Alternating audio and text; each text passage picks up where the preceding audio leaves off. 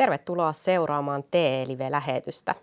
Tässä TE-livessä käsittelemme Kytölä Instrumentsin työmahdollisuuksia. Meillä on tänään täällä studiossa vieraalla Kytölä Instrumentsin liiketoiminnan kehityspäällikkö Timo Kytölä. Vierailemme myös Kytölän tuotantotiloissa tapaamassa työntekijöitä. Muistathan, että sinä voit osallistua tähän lähetykseen chatin välityksellä koko lähetyksen ajan. Tervetuloa mukaan lähetykseen, Timo. Kiitoksia paljon. Tähän alkuun, Timo, kerro vähän, että millainen yritys Kytölä Instruments oikein on? Joo, me ollaan perheyritys Muuramessa. Siinä vuonna 1945 perustettu ja toimitaan tuolla paperikonepuolella, valmistetaan mittalaitteita sinne, myöskin muilla prosessiteollisuuden aloilla. Ja meillä periaatteessa on siinä koko arvoketju omissa hyppysissä, eli myös suunnitellaan tuotteet, valmistetaan ne ja myydään sitten kansainvälisten jakelijoiden ja tytäryhtiöiden kautta maailmalle. Eli hyvinkin tämmöistä vientivetosta. Vientivetosta, että meillä on kumminkin aika semmoinen niin sanottu niche-tuoteportfolio, niin meidän pitää mennä ja ollaan mentykin ihan sieltä ammoista ajoista lähtien maailmalle ja levitetty meidän kanavaa sitä myöten. Joo. Minkälaisia tehtäviä teillä, Timo, nyt just on haussa sitten? No, tällä hetkellä etsitään tuonne elektroniikka-kokoonpanoon henkilöä. Ja jos vähän kertoo hommasta, niin jos kolvi pysyy kädessä, niin tietää sitten, että mitä haetaan, mutta periaatteessa tausta voi olla sille, että harrastuneisuuden tai koulutuksen kautta saanut elektroniikkaan osaamista, niin varmasti hyvin tulee siinä toimeen. Ja toisekseen mielenkiintoinen homma, että meillä näitä elektronisia tuotteita, mitä tehdään, niin menee ympäri maailmaa, eli silloin tällöin joudutaan lähettämään sitten tyyppi sinne esimerkiksi paperitehtaalle katsomaan, että järjestelmä on kunnossa tai tekemään joku huoltotoimenpide, niin tässä tehtävässä pääsi myöskin reissaamaan maailmalle. Ahaa, eli tämmöinen liikkuva. Kyllä. Joo. Mistä nyt sitten tämä työpaikka ja muut teidän ajankohtaiset työpaikat, niin mistä löytyy? Joo, meillä on useampia lähteitä. Toki teidän palveluiden kautta löytyy aina. Työmarkkinatori.fi. Kyllä, juuri näin. Ja sen lisäksi jaetaan myöskin LinkedIniin aina meidän ilmoitukset, mutta ehkä varmaan fiksuin paikka on meidän omat nettisivut. Siellä on oma osio sitten meille töihin. Ja siellä on tämä kytölä.com linkki, niin sitä kautta pystyy periaatteessa lähettämään asiassa kuin asiassa niin meille sitten hakemuksen tai kertoo omasta osaamisesta itsestään. Ja me sitten kaikki meille tulleet sähköpostit otetaan vastaan ja periaatteessa kerrytetään semmoista pankkia, mihin laitetaan nämä hakemukset. Jos ei vaikka sillä hetkellä olisikaan tarvetta, niin tallennetaan sitten ja jatkotarpeiden myötä niin katsotaan sieltä, että oliko täällä kertynyt tämän tyyliselle osaajalle niin pankkiin. Joo. Viestiä. Mites ihan nyt lähivuosina on liiketoimintaympäristöissä ollut monellakin alalla vähän eri syistä johtuvia myllerryksiä. Miten Kyllä. sinä, Timo, arvioisit, millaista osaamista jatkossa kysytään siellä teidän yrityksessä tai sitten teidän toimialalla ihan erityisesti, että jos haluaa nyt miettiä, että on vaikka koulutuksen tai osaamisen kehittämisen paikka tuolla katsojalla, niin mitä suosittelisit? Kyllä. No meillähän toki on tarkoitus hakea kasvua ja sitä kasvua tulee toki aina uusien tuotteiden kautta ja uusien markkinoiden kautta. Eli jos miettii sitä osaamista, mitä sen tavoitteen saavuttamiseksi tarvii, niin liittyy vahvasti myöskin kansainväliseen myyntiin sekä myöskin suunnittelupuolelle tuotehallintaa. Että periaatteessa saadaan osaaminen siihen, että saadaan tuotettuja hyviä tuotteita sinne, missä on se nyt tarve ja myöskin tulevaisuuden tarve. Joo. Tässä lähetyksessä me keskitytään pääasiallisesti tuotannon tehtäviin. Teillä Kytölällä on myös ajoittain haussa erilaisia toimihenkilötehtäviä. Avaa vähän, että millaisille osaajille sitten sillä puolella on tarvetta ja mistä ne paikat löytyy. Joo. No äsken tässä mainitsinkin vähän niistä tietystä toimihenkilötehtävistä, mutta nyt esimerkiksi tällä hetkellä, niin kuin mä tuossa sanoinkin jo, että meillä on näitä tytäryhtiöitä. Joo. Eli Ruotsissa, Saksassa ja sitten Pohjois-Amerikassa, USAssa, Kanadassa. Niin tällä hetkellä haettaisiin tuonne Ruotsin konttorille tämmöistä teknistä myyjää. Eli Ruotsin lisäksi toki sieltä katsotaan, mutta Suomesta aikanaan on lähdetty Ruotsiin myöskin töihin, miksei nyttenkin, niin täältäkin saa sinne hakea, että jos on halukkuutta ja ruotsin kielen taitoa ja kiinnostaa tämmöinen työ, niin mikä ettei. Joo. Miten toi kielitaito nyt sitten ihan siellä tuotannon puolella? Näissä tehtävissä toimihenkilöpuolella tarvittiin nyt ruotsia ja varmaan suomea ja englantia. Onko, Kyllä. Miten sitten tuotannossa? No tuotannon puolella niin kuin Suomella mennään ja toki sitten meillä taitaa olla siellä muutama, ketkä puhuu oikeastaan pääsääntöisesti englantia, että ei ole sekään mikään ongelma. Joo. Että kumminkin nykyiseltään kaikki meistä ilmeisesti osaa ainakin tietyllä tasolla englantia puhua, että ei ole mikään absoluut, että pitäisi suomea meille osata. Eli teille voi hakea sillä englannin kielen taidolla myös? Voi hakea, että toki niin kuin toivotaan, että sitten pikkuhiljaa siinä varmaan sitä suomen kielen osaamista petraisi, kun meillä viihtyy töissä. Joo, kiitokset. Käydään seuraavaksi vähän tutustumassa noihin Kytölän tuotantotiloihin ja työntekijöihin myöskin. Mä oon Kinnosen Tommi ja täällä Kytölä Instrumentsilla ollut 3 vuotta ja toimin CNC-koneistajana ja myös trukkikuskina. Päädyin tänne 3 vuotta sitten, kun huomasin työpaikkailmoituksen ja sitten kuulin tästä paikasta pelkkää hyvää ja täällä on haastavia ja mielenkiintoisia työtehtäviä. Sen takia tulin tänne. No, oon oppinut täällä Kytölällä paljon uusia juttuja, että on ohjelmointia oppinut ja sitten trukkia ajamaan ja paljon uusia materiaaleja kanssa tuntemaan. Että täällä on monipuolista työtä kyllä. Tyypillinen työviikko riippuu mikä vuoro, että onko aamu- vai iltavuoro ja sitten tehdään ohjelmia noille koneille ja haetaan oikeita materiaaleja hyllystä ja sitten ajetaan kuvanmukaisia kappaleita. Ja sitten paljon on myös trukilla ajoa ja niin kuin kappalevientiä tuonne toiseen halliin. Työpaikalla on parasta täällä Kytölällä hyvät työkaverit ja monipuoliset työtehtävät. Ja sitten aina saa apua, jos tarvii kaikissa hommissa. Mä oon Janette ja mä työskentelen kokoonpanotehtävissä Kytölä Instrumentilla. Mä päädyin tänne töihin, kun mä tulin suoraan koulusta. Vuosi sitten valmistuin ja perheenjäsen on täällä töissä, niin se ehdotti tätä työpaikkaa ja mä tulin tänne kesätöihin ja sit mut vakinaistettiin tänne. Mun tyypillinen työpäivä on 2:30. Mä kasaan mittareita, on välillä pakkaamossa ja se koostuu vähän siitä, että missä tarvii apua. Meidän työpaikalla on parasta toi työporukka. Meillä on hyvä ilmapiiri siellä ja kaikki tulee toimeen keskenään. Mä oon Reza Muvaidi ja työskentelen Kytölällä elektroniikka-asentaja.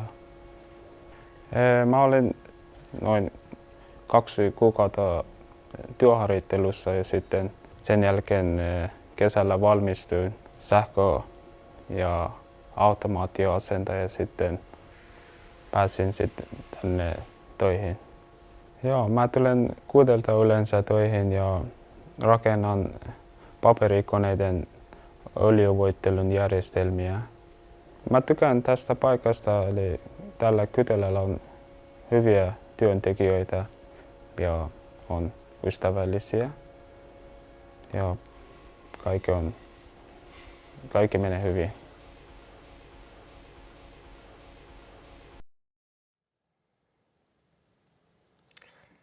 Nuo teidän tuotantotilat, mitkä tuossa videolla nähtiin, niin sijaitsee tosiaan täällä Keski-Suomessa Muuramessa. Millaiset työajat teillä on ja miten niiden puitteissa tuo työhöntulo onnistuu? Onko teillä, miten julkinen liikenne esimerkiksi toimii? No meillä tehdään pääsääntöisesti päivävuoroa, mutta toki siinä on niin kuin liukumaa, että minusta tuntuu, että jengi tulee meillä 6-9 välillä töihin, riippuen vähän miten oma elämänrytmi kelläkin menee. Että siinä toki halutaan, että kaikki pystyy sovittamaan sen muunkin elämän siihen työhön. Että siinä joustetaan liukumia. Ja sitten tuolla justiin koneistuspuolella tehdään sitten 2 vuoroa toki, että saadaan koneet pyörimään sitten tehokkaammin ympäri päivä. Että aamu- ja iltavuoro tehdään siellä. Ja sitten niin kun jos miettii työhön tuloa, niin sijaitaan tosiaan Muuramen Teollisuuskylässä, minne on ihan hyvät yhteydet sitten Jyväskylän liikenneeltä, että pääsee niin kuin täältä Jyväskylästä hyvin, mutta myöskin minun mielestä etelän suunnalta Jämsästä ja Korpilahdelta kanssa aamuksi sinne. Ja sen lisäksi meillä kumminkin porukkaa on ihan hyvin ja kimppakyytejä käytetään, eli kollegojen kyydillä varmasti, kun kiltisti kysyy, niin uskoisin, että mahtuu sitten takapenkille. Joo, kiitos. Mites tuo työpaikalla tapahtuva oppiminen, sen soveltuva ammattitutkinnon tai muun koulutuksenkin jälkeen, niin se on tärkeä asia ja usein tutkinto ei vielä anna ihan sitten niitä täysiä valmiuksia työtehtäviin, vaan se oppiminen jatkuu siellä työssä. Niin miten teillä, Timo, on hoidettu nuo perehdytysasiat ihan kun tulee töihin tai sitten se uusien asioiden opettelu ihan yleisesti sitten, kun on tarvetta Kyllä. sillä? Joo, oikeassa oot, että kyllä se näin vaan on, että se niin kuin työntekijänsä opettaa koko elämän, että siinä ei ole valmis vielä, kun jostain valmistuu, että se työssä väkisin tapahtuu se oppiminen ja se me tiedostetaan ja meillä on toki ihan laatujärjestelmän mukainen perehdytysohjelma, aina sen lähiesimiehen kanssa käydään se läpi ja useasti siinä saadaan käyttää sitten mentoreina esimiehen lisäksi niin tämmöisiä seniorikollegoita, jotka sitten käytännössä opettaa. Esimerkiksi itse aikanaan, kun tulin kesätöihin, niin siinä oli vanhempi eräs Saikkonen opettamassa meikäläistä sitten siinä, kuinka mittari laitetaan kasaan, eli kollegojen avulla myöskin paljon. Toinen toistamme tuki. Joo. Entä mites, jos sitä sopivaa alan koulutusta ei vielä löydy tai ei ole semmoista sopivaa työkokemusta? Voiko teille hakea esimerkiksi harjoittelua, työssä oppimispaikkaa? Onko teillä esimerkiksi ollut haussa kesätöitä? Kyllä, kaikkea noita meiltä saa. Että on niin kuin historiaa oppisopimuksista, niitä ollaan käytetty ja niiden avulla saatu meille pysyviä työntekijöitä ja myöskin työharjoitteluiden kautta. Ja kesätyöt on vahvassa roolissa, että varsinkin tuolla kokoonpanon puolella, missä äskenkin mainitsin, että sieltä on itsekin lähtenyt, niin sinne ihan jatkuvasti tullaan taloon, koska se on semmoista työtä, minkä niin kuin pystyy helposti ilman mitään sen suurempaa erikoisosaamista, niin tehdään siinä samalla saa niin kuin kivan maistia sitten, minkälaista meillä on sitten töissä. Joo. Mistä voi näistä mahdollisuuksista sitten kysellä harjoittelupaikkoja tai milloin teillä esimerkiksi sitten kesätöitä voi kysellä? Joo, se on tämä sama kytölä.com, niin sinne vaan ilmaisee tahtonsa tai toki voi myöskin soittaa ja ottaa suoraan yhteyden, mutta lähestyy meitä, että olisi halukkuutta, niin me vastataan aina. Joo. Puhutaan seuraavaksi vähän rahasta ja erityisesti haussa olevien tuotannon tehtävien palkkauksesta. Tuotannon tehtävissä teillä noudatetaan teknologiateollisuuden TESiä. Pitää paikkansa. Millaista kuukausipalkkaa teillä voi tuotannon työntekijä saada? No sanotaan, että meillä on aika lavea hajonta, koska meillä on aika pitkiä työsuhteita ja toki sitä myötä se palkan saanti kehittyy ja yksinkertaisempia tehtäviä, sitten tehtäviä, missä vaaditaan moniosaamista. Mutta sanotaan, että lähdetään sieltä 2 tonnin päältä ja sitten kun miettii, kun uraa tulee pidempään ja osaaminen kehittyy, niin mennään sinne 3 päälle, että aina se periaatteessa palkkakehitys seuraa sitä osaamisen kehittymistä ja se palkka arvioidaan ja aina niin kuin vuosittain, että katsotaan sitten niin esimiehen kanssa, että miltä näyttää, onko opittu lisää, otettu jotain uutta hommia haltuun ja sitä myötä sitten tapahtuu sitä palkan kehitystä. Joo, eli teillä säännöllisesti seurataan. Kyllä, sitä. kyllä. Kerro vähän, Timo, tuleeko teillä palkan päälle muita lisiä tai bonuksia? Onko jotain etuja henkilöstölle, mitä haluaisit mainita tässä? Joo, me ollaan mietitty, että mitkä on hyviä osoituksia työnantajalta, millä pidetään huolta henkilökunnasta, niin meillä on tulospalkkiojärjestelmä, eli kvartaaleittain aina verrataan sitä tehtyä liikevoittoa siihen tavoitteeseen ja jaetaan sitten henkilöstön kesken ihan kristillisesti joka ikiselle työntekijälle sama summa. Ja jos miettii, niin hyvänä vuotena ihan puhutaan useammasta 1000 eurosta, mitä on saatu jaettua sitten porukoille, että se on ihan merkittävä. Kyllä. Ja sitten niin meillä on tämä Smarttumin e-passi, kulttuuriliikuntaseteli, tai nykyään ei puhuta enää seteleistä, vaan digitaalista muodosta. Se on 250. Ja sitten meillä on oma lounasruokala siellä, mitä työnantaja tukee. Eli ei tarvitse lähteä mihinkään kylille syömään tai miettiä omia eväitä, vaan meillä on oma ruokala tila siinä, mikä on kiva muutenkin. Siinä on sosiaalinen ulottuvuus, kun porukka siihen tulee lounaalle tai sitten kahvitauoille niin jakamaan jotain muutakin kuin työjuttuja sitten keskenään. Joo, ja siinä oli teillä oma vastuuosuus, oli vähän työntekijällä ja sitten, Joo. sitten vähän tutte vastaan siinä. Kyllä. Tullaan se verotusarvo vastaan ja se taitaa olla 7,15 tällä hetkellä, kun tulee sitten hintaa työntekijälle. Niin, että saa maittavan lounaan. Kyllä. Joo. Käydään nyt vähän läpi katsojien kysymyksiä. No niin.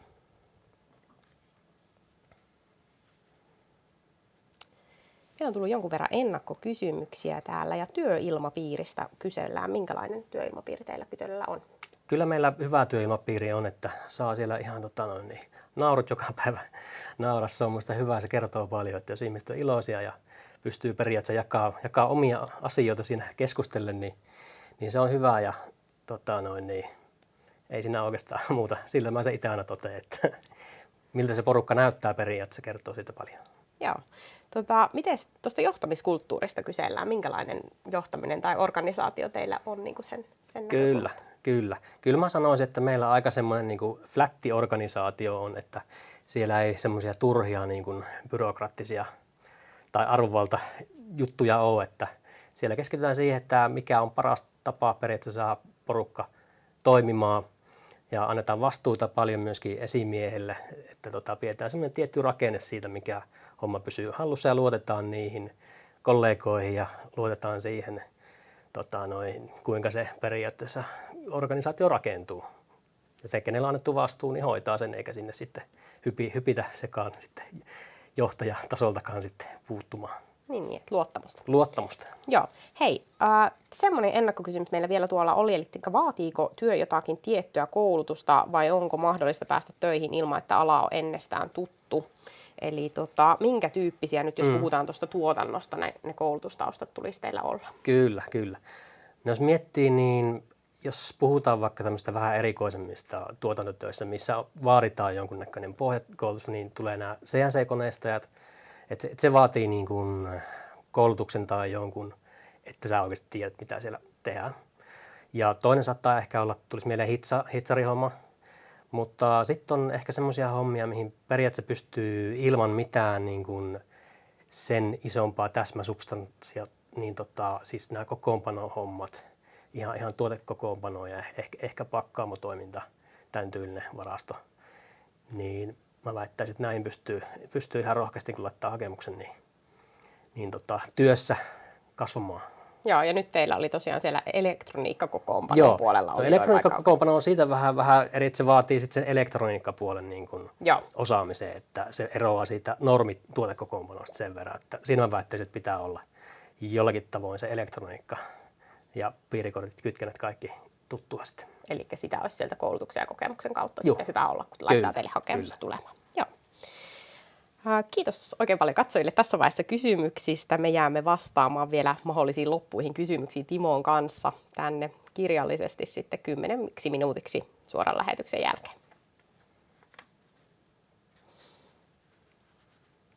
Timo, nyt tähän ihan loppuun kerron vielä, tiivistä vähän, että miksi teille Kytölä Instrumentsille kannattaa tulla tai hakea töihin. No, joo, jos katsoo, että meidän työuria, niin todistetusti siellä puhutaan päälle 40 vuoden jaksosta, mitä on tehty ihan nuoresta pojasta vanhaan miehen naisen niin hommia. Että se varmaan kertoo aika paljon siitä, että miten meillä on viihdytty. Ja toki niin kuin työntäjän näkökulmasta me niin kuin tajutaan, että työ on niin kuin yksi iso ja merkitsevä osa elämää, niin me halutaan niin kuin mahdollistaa se, että se kokemus sitten, mikä me pystytään antamaan siihen työhön, niin olisi mahdollisimman mukava sitten.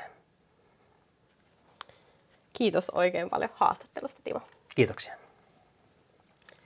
Mikäli sinä kiinnostuit Kytölä Instrumentsin työpaikoista, käy siellä Kytölän verkkosivuilla tai osoitteessa työmarkkinatori.fi katsomassa noista avoimista tilaisuuksista lisää tietoja.